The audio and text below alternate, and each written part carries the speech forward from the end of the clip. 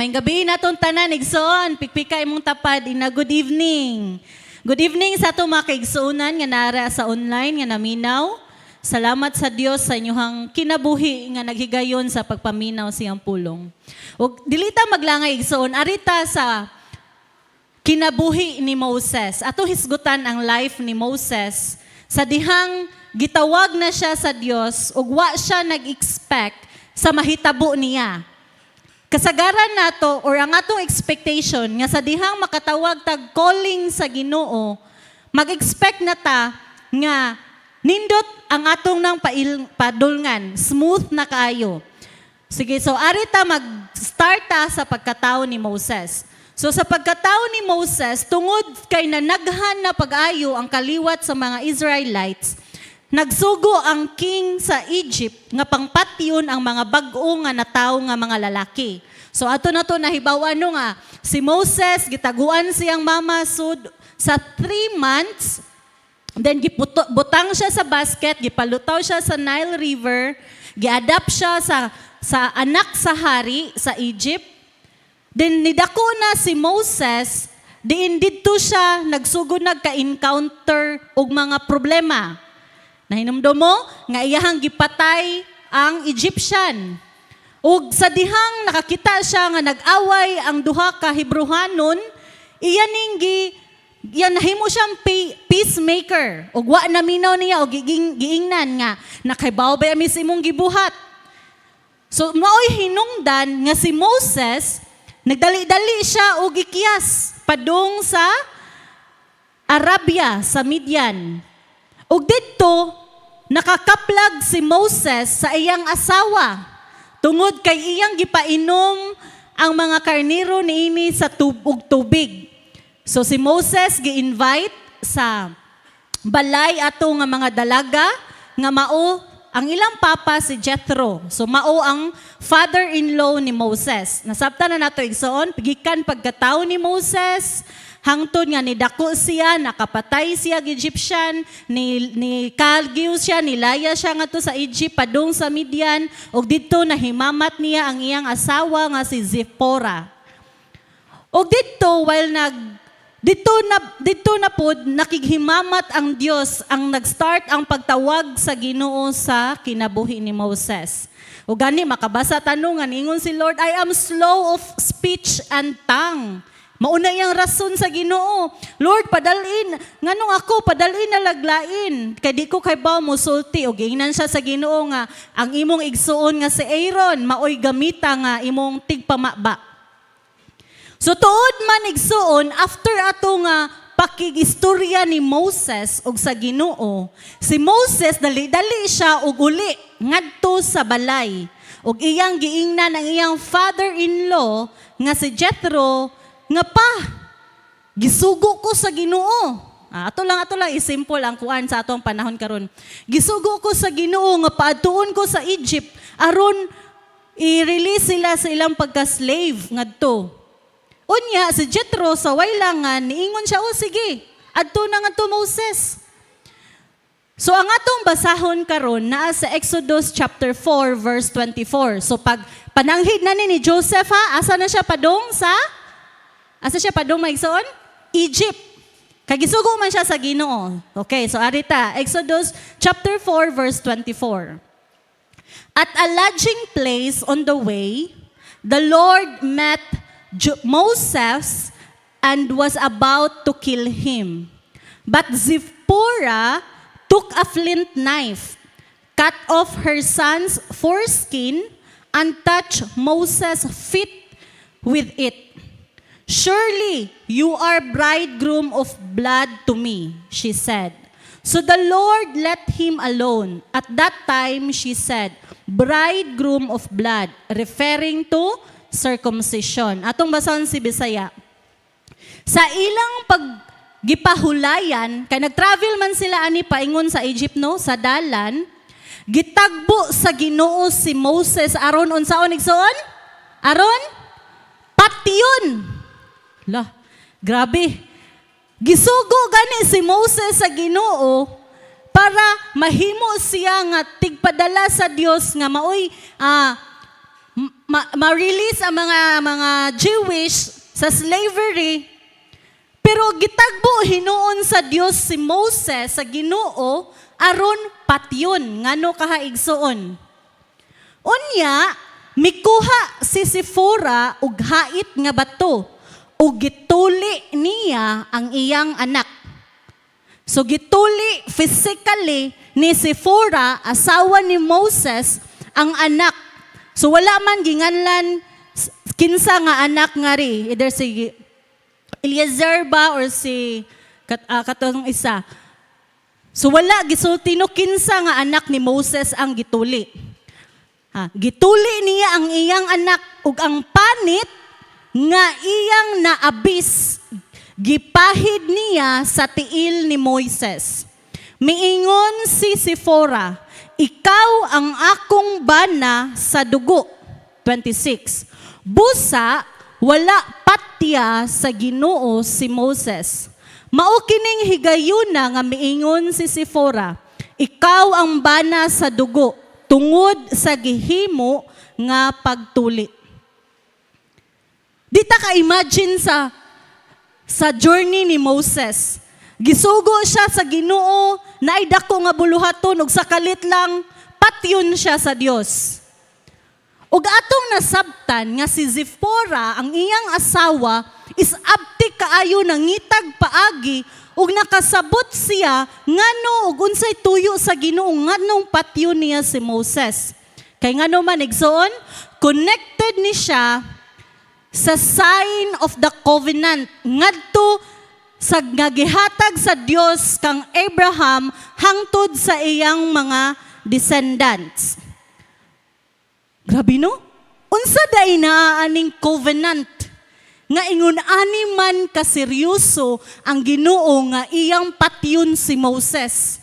Bisan gisugo niya si Moses igsoon, nganong ingon ani man tungod kay ang Ginoo seryoso sa iyang mga panaad. Amen? Dili nato kajokan ang Ginoo igsoon. Unsa day ni ang gisaad sa Dios ngadto kang Abraham? Genesis chapter 17 verse 4 to 8. Kini mao ang kasabutan nga gihimo ko tali kanimo ug kanako. Niingon ni ang Ginoo kang Abraham. Isaad ko nga mahimo kang amahan sa daghang mga nasod.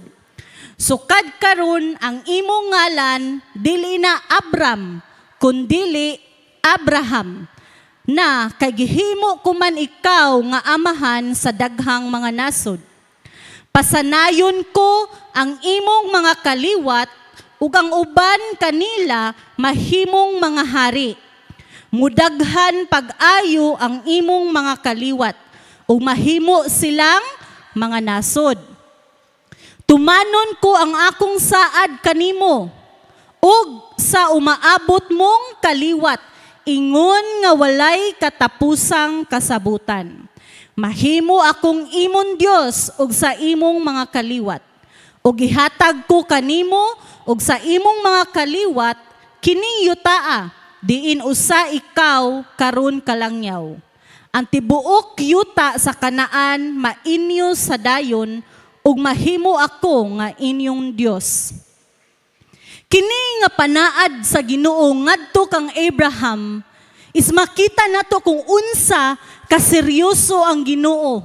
Amen? Seryoso kaayo siya nga naghatag sa iyang covenant ngadto kay Abraham igsoon. Ug tungod kay seryoso ang Ginoo sa mao nga covenant, naagayod sila'y sign sa ilahang covenant nga pagabuhaton. Ug mauto ang gibuhat ni Zipporah, wife ni Moses, sa Genesis chapter 17 verse 9 to 14. Kay nakigsaad man ang Dios kang Abraham, sumauni ang gisugo sa Ginoo nga buhaton ni Abraham. Ang Dios miingon kang Abraham, kinahanglan usab nga tumanon mo og sa umaabot mong mga kaliwat. Buot pa'y pasabot ani igsoon nga first generation lang, gikan lang sa generation ni Abraham, ang pagtuman sa mao nga giingon sa Ginoo? Dili. Kundili, gikan sa kaliwat ni Abraham sa iyang mga anak ngadto ni Isaac, ni Jacob, hantod ngadto sa 12 ka buok anak ni Jacob, sila si Joseph, si Dan, Reuben, mga tribes no nga aton hibaw-an, dili gayud na siya maputol nga saad sa Dios. Ngadto sa kaliwat ni Abraham, ug kana nga saad dapat na ay buhaton si Abraham. Ug ang iyang buhaton is ang kalakinan ninyo, ug sa umaabot ninyong kaliwatan, kinahanglan nga magpatuli. Sumauday na ang gisugo sa Ginoo igsuon. Gikan ni Abraham, ni Isaac, ni Jacob, hangtod sa 12 tribes nga nisettle sila ngadto sa Egypt, hangtod pila ka years ang nilabay, nangamatay na lang si Joseph, si Reuben, si Dan, kisa pa man to, si Levi, ang 12 tribes mga igsuon ni Joseph igsuon ngadto sa Egypt, nangamatay na lang, pila na ka generations. Dapat kini nga mga kaliwatan na is magpaunsa sila, magpa-circumcise, magpatuli. Ang kaning circumcision igsuon is i-perform ni siya sa mga papa sa ila nga time or sa mga Jewish, mga Israelites. Ug atong nabasahan si Zipporah maoy nag-circumcise sa iyang anak, but never a Gentile. Dili pwede nga dili Jewish or Israelites ang mo circumcise nila.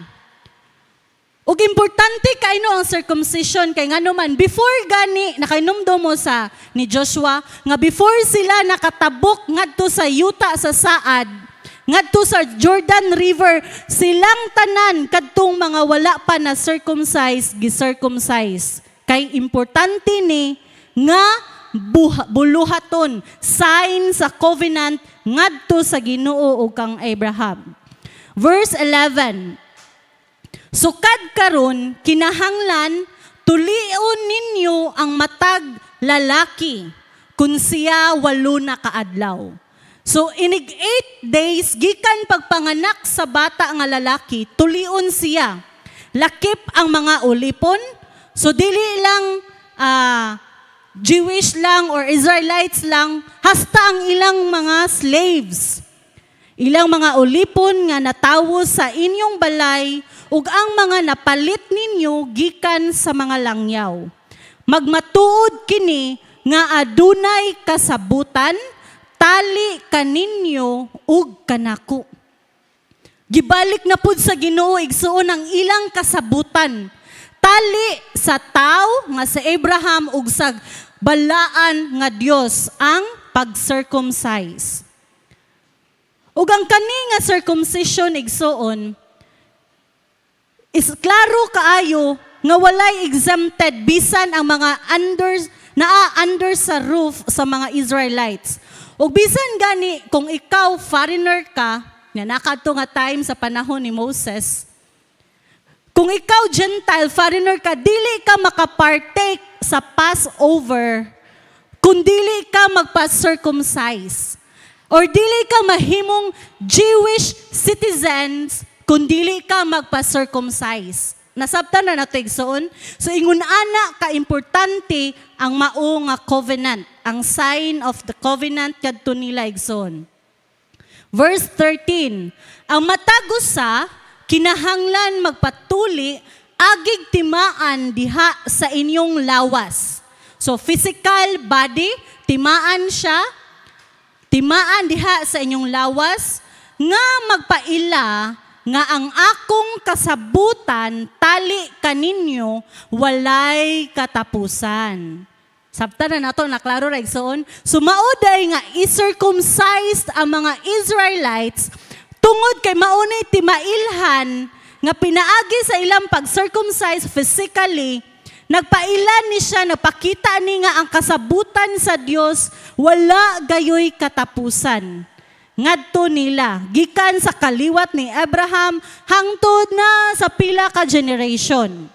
Verse 14, ug mao ni ang mahitabo igsoon sa dihang dili sila magpa-circumcise.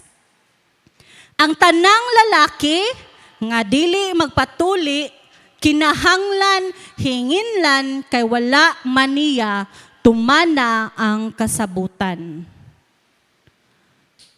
Sumao di ay nga si Moses gikan sa pagtawag sa Dios niya, sa sugo sa Dios niya, naabot siya sa point nga patyon sa Dios kay nganuman Moses had neglected to obey God's command.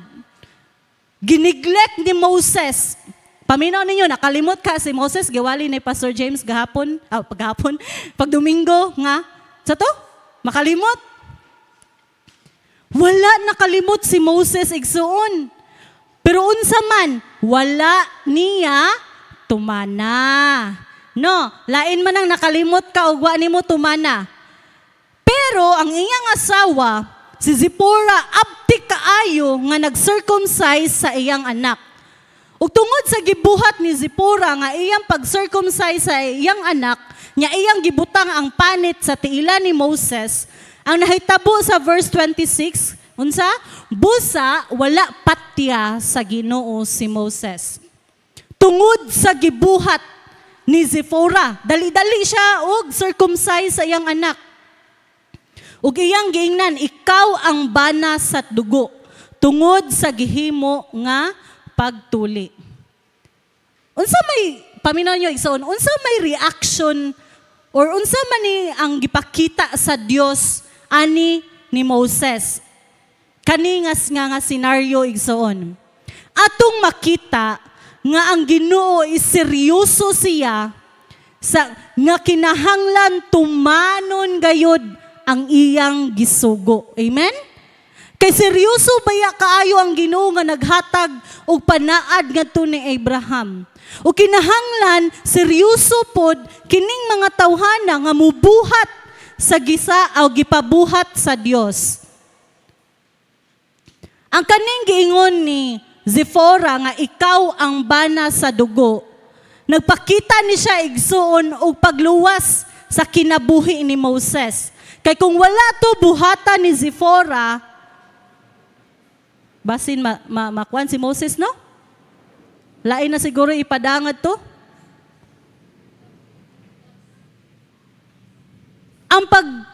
Ang katong panit nga gibutang ni Zipporah sa tiil ni Moses igsuon is naghatag ni siya symbolic act nga substitution ang gipakita ni Zipporah nga imbis si Moses ang mo-circumcise sa iyang anak, ang mama na hinuon ang ni-circumcise.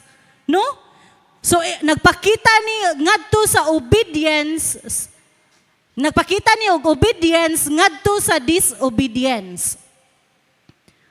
Ug atong makita kung unsa di ay ni kaseryoso ang Ginoo igsoon. Seryoso kayo ang Ginoo nga mohatag sa iyang mga panaad. Ug dapat ang tao seryoso pod sa iyang ipabuhat sa Ginoo ngadto niya. Amen?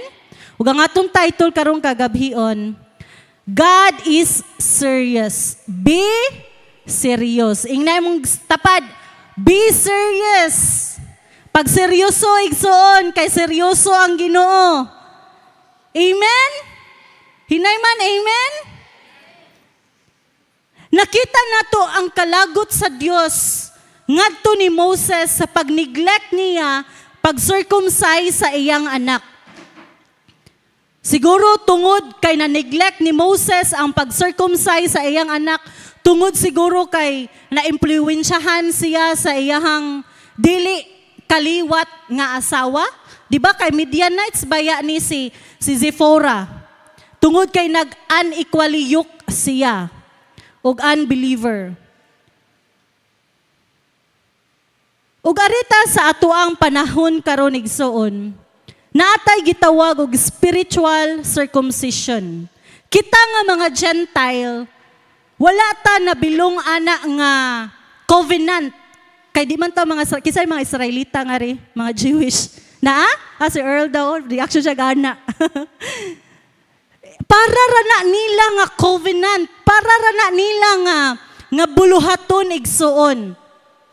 Pero tungod siguro kay ang ato mga kanunuan wa kasabot nganong i-circumcise ang mga lalaki physically, makaayo man po na kay according sa studies is makahatag na siya kaayuhan sa lawas. Pero nato nga mga Gentile is naatay spiritual circumcision. O atong basahon sa Lucas chapter 2 verse 11 to 15. Gituli kamo diha sa inyong pagkahiusa kaniya. Kinsa ni nga kamo? Kita ni nga nituo ni Kristo.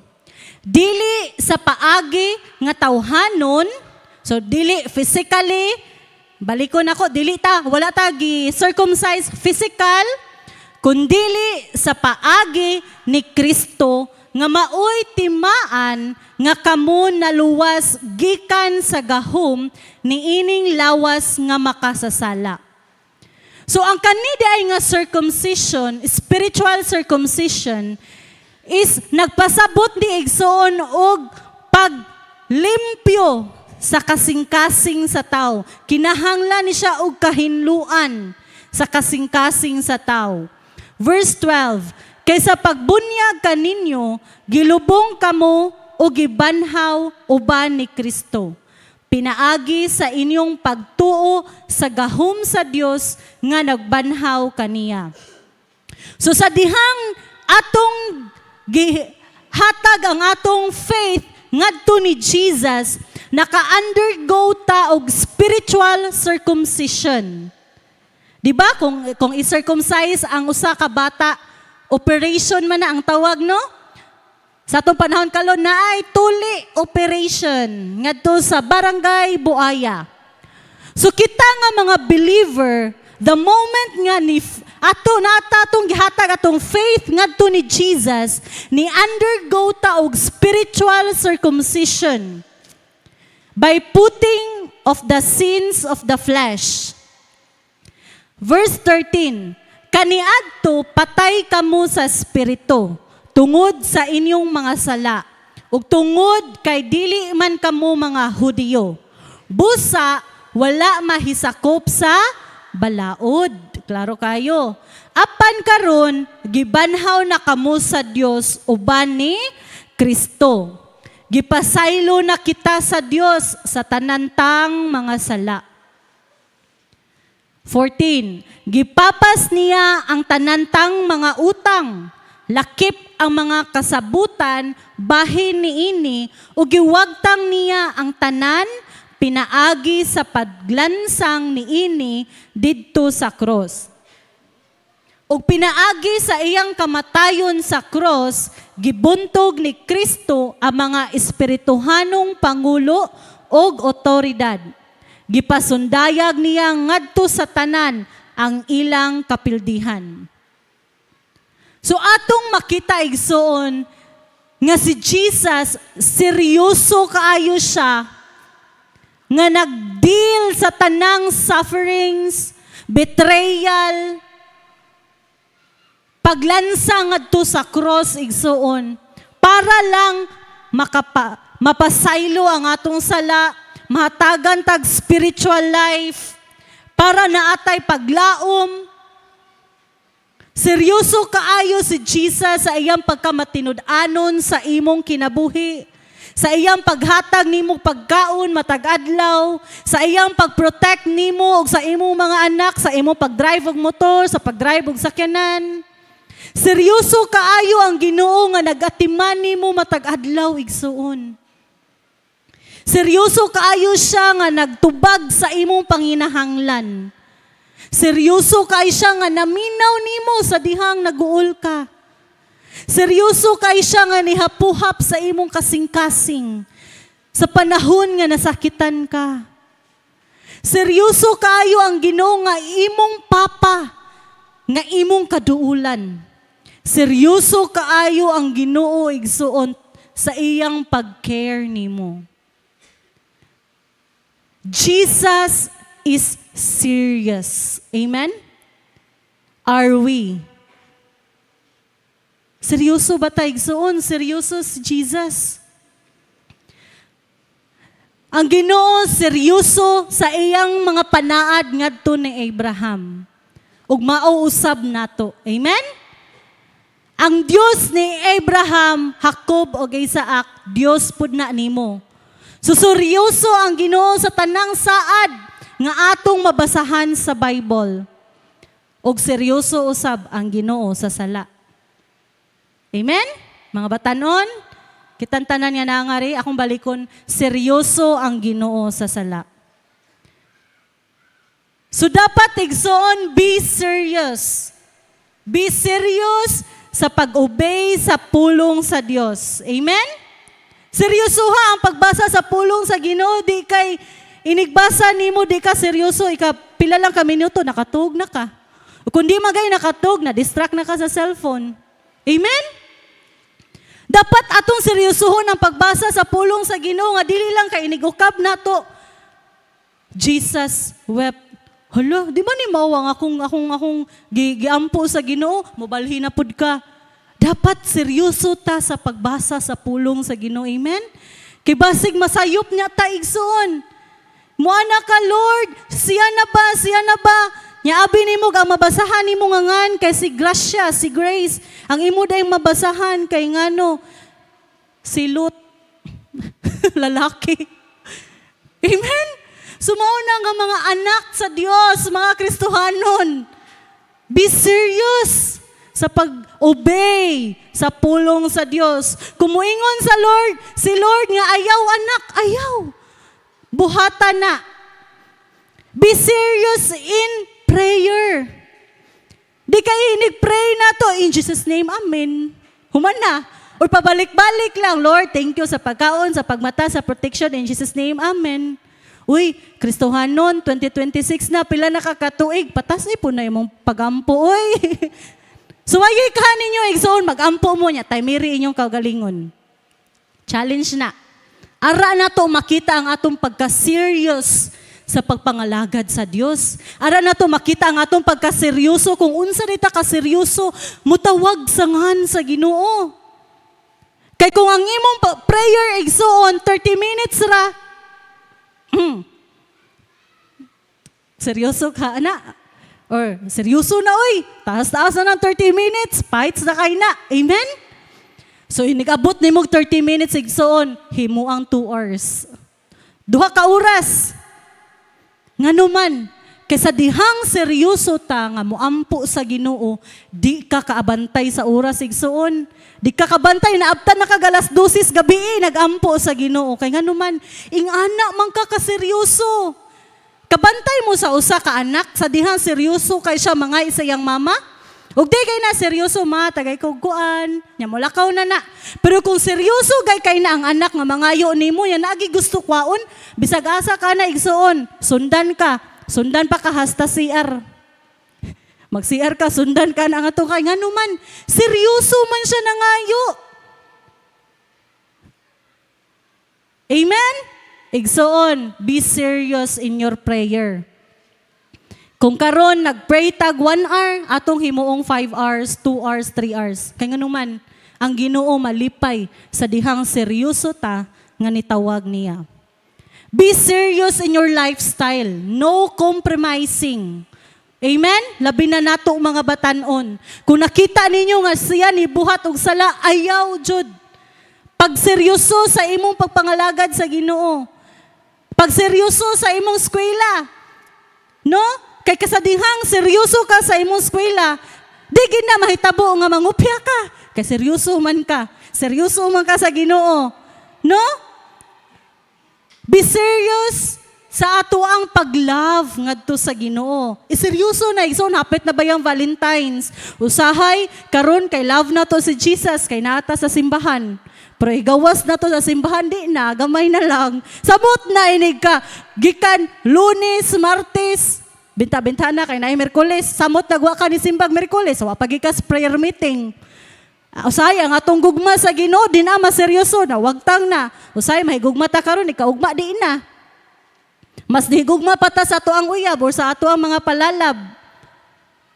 Dapat seryoso ta sa atong paghigugma sa Ginoo.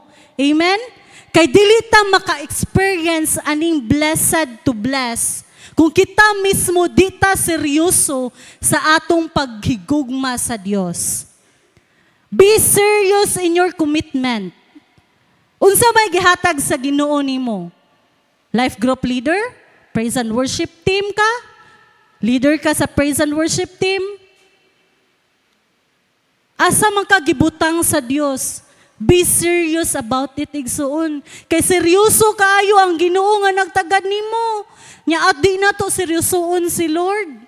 Amen? Ang gibuhat ni Jesus ngadto sa krus di makatandi sa atong gibuhat nga ri igsoon mo nga atong seryosoon si Lord. Amen? Kay seryoso kaayo siya nga nagtagad nimo, seryoso kay siya nga nahigugma nimo, seryoso kayo siya igsuon sa tanan nimong gikinahanglan nga nag-provide nimo, nag-answer sa tanan nimong pagampo. So God is serious. Okay na mong tapad, kuhita. Be serious. Amen? O God bless